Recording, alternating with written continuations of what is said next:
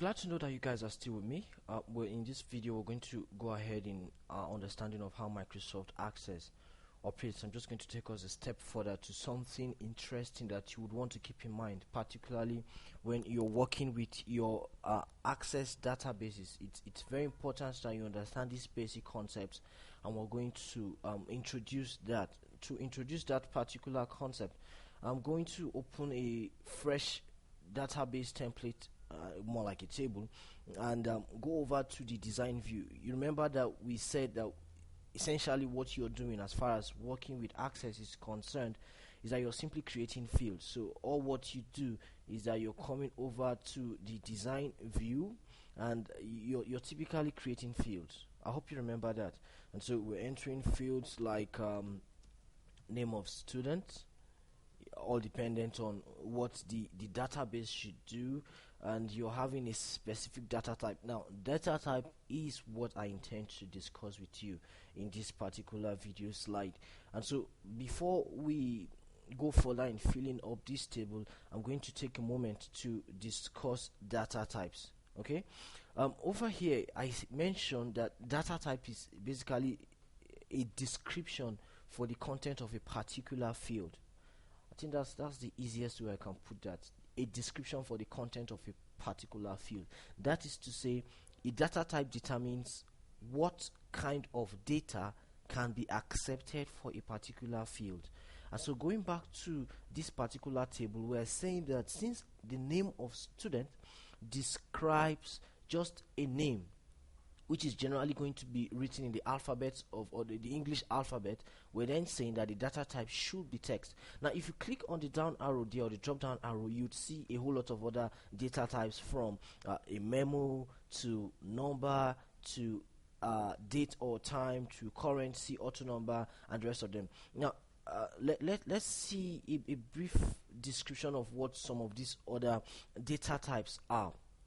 Now, since the name, you're trying to enter a name, we've just established that the data type that will be used there is text, simply because names would always be made up of letters of the alphabet, hence the data type should be text. Now, as it concerns address, you know that in most cases somebody would have his address like like so, number, let's say number 5, J City, okay, J City, Nigeria.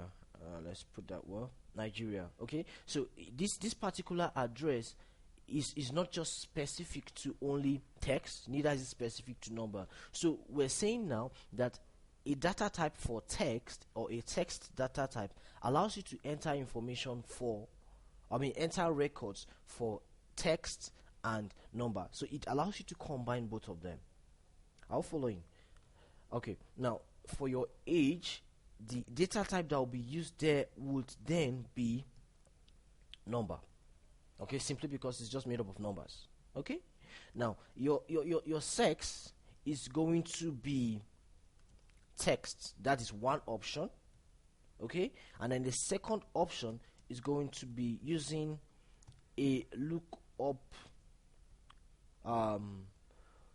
Should I call it? Yeah, let me just use the term in Access, lookup wizard. Okay, I'm going to explain that when we go back there. We're going to insert all of this. Okay, now date of birth, we could use number, or we could use date / time as our data type. Are you following? So that's what I'm trying to establish. Now, as it concerns picture, the data type that we have available in Access, we don't have a picture data type, but we have an attachment data type. Believe me.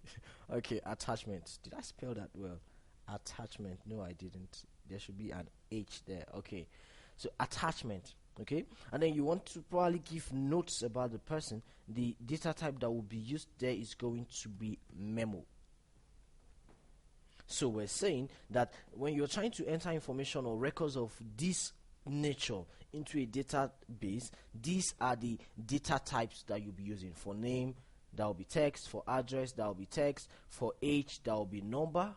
Okay, that will be number. For sex, it's going to be either text or we'll be using the lookup wizard. For date of birth, it's going to be either number or date and time.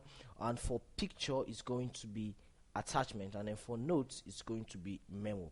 Of course, if you want to probably add a content from another program, maybe you want to insert a file from, say, Microsoft Excel, okay, you're going to use a different data type, and that data type, let me just do some expo here. Yeah, it's going to be an OLE object, okay, an office object. That is the data type that you're going to use there. I'll follow in,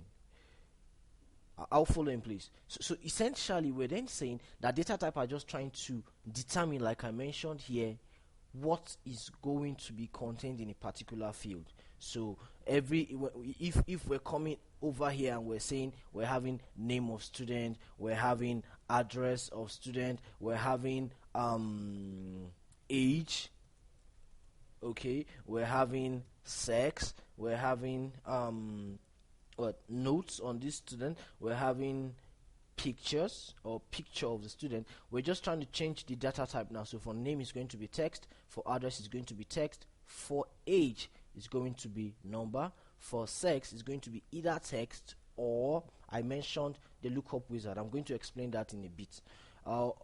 As it concerns notes, we're going to be using memo because it's a longer description. For picture, it's going to be attachments. Do we get that? It's that simple. So it simply means that when we save this particular table from design view and go over to the data sheet view, I can now begin to enter my data. So I can't come here now and enter numbers and expect it to enter. Okay, see what happens. Bam. Okay, and let's go over there. At this point, okay, we could enter text and number. Remember, I explained just now that your text field allows you to enter addresses because you can use a combination of text and number. But for your age, where you have strictly number, we can't enter text there. You see the message that we have. It says the value you enter does not match the number data type in this column. The number data type is what we expect, not the text. So because we are using a text here, it doesn't accept it, but it would accept number. So that's just essentially the difference. So if you're using the wrong data type for a particular data field, you might end up getting too many issues. Okay. Now over here, I mentioned something about how we play around with the sex field, more like using the other option of the lookup wizard. So let me just quickly demonstrate that now. So to work with the lookup wizard, we're trying to do something. You know, when you do some kind of online registration and you go to a section where you have to enter a person's sex, which is basically male or female, we could do that here. That is what your lookup wizard does. So at the end, we expect that we would see a column where we can select from either male or female. So let's see how that is done, okay, without much ado.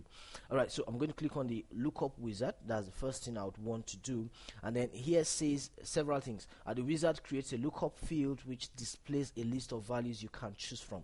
We have two options: whether the lookup field should get values from another table, or I could type in the values that I want. In this case, I'll be going with the second option. I want to type in the values that I want. So on selecting that, I'm going to click on next. Okay, over here now I can put in on column 1 the values I want. I want to enter male, and then I want to enter female. Okay, those are the two values I need, and then I can click on next and limit to the list so that I don't add a different value, and then I'm going to click on finish. In 2007, you don't see this option to limit to the list, so just in case, don't get confused there. Okay, so I'm going to click on finish. So remember, the data type still appears as text, but it's going to be quite different. So let's save this and then see how that works. I'm going back to the data table, and under sex, we have a drop down menu there. So on clicking on that drop down menu, I have male and female. So I can click on male, or I can click on female. So that is exactly how your lookup wizard works. Okay, so it will be a good practice to have a good grasp of how the data types work. Okay, it's very nice to work with. Okay, let's add the other. No, I think you should be able to play around with this on your own. So I'd like to see you play around with how you could add notes to a a database table, a file, probably from Microsoft Word or from Microsoft Excel to your database. In the next video, I'm going to demonstrate this anyway, but just try it out of curiosity and see what you can come up with. I'm sure you're going to you're going to like what you find out. Okay. I hope this has been quite fun for you, and I will see you in a bit.